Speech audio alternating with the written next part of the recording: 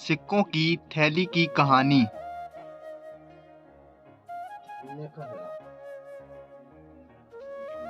एक बहुत ही मालदार सेठ था।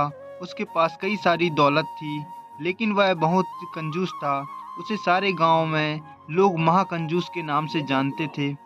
उसके पास इतने पैसे होने के बावजूद भी वह गरीबों की तरह रहता था और अपने बीवी बच्चों पर भी ज़्यादा खर्च नहीं करता था और अपनी बीवी बच्चों को नए नए कपड़े और अच्छे खाने के लिए तरसा आता था।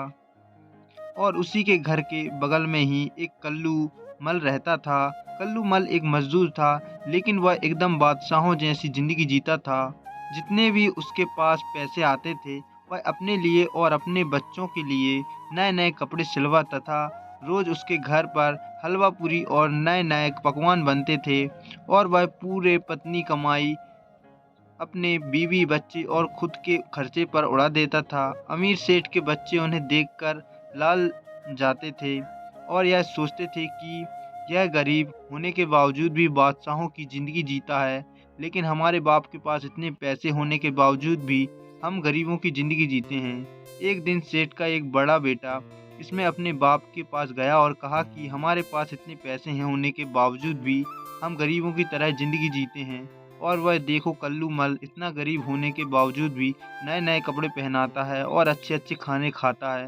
यह सुनकर सेठ ने कहा कि ठीक है, आज रात तुम मेरे तिजोरी से 99 सिक्कों की एक थैली चुपके से उसके घर में डाल कर आ जाना। उसका बेटा ऐसे ही करता है और वह थैली जाकर कल्लू मल के यहाँ डाल कर आता है। सुबह होती है, कल्लू मल देता है कि उसके घर में 99 सोने की सिक्कों की थैली पड़ी है। सिक्के गिनने के बाद वह कहता है कि हे भगवान, अगर देना ही था तो पूरे 100 सिक्के देता, 99 क्यों दिए।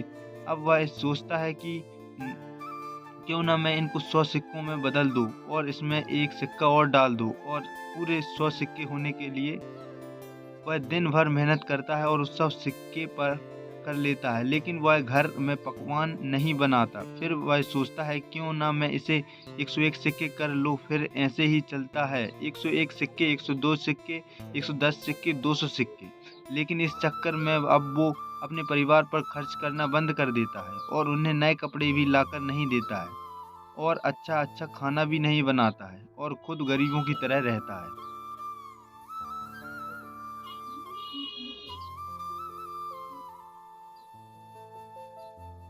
यह कहानी से हमें यह सीख मिलती है कि इंसान के पास जितना ज़्यादा दौलत आती है, वह उतनी ज़्यादा बटोरने की कोशिश करता है, बल्कि इंसान को ऐसा नहीं करना चाहिए।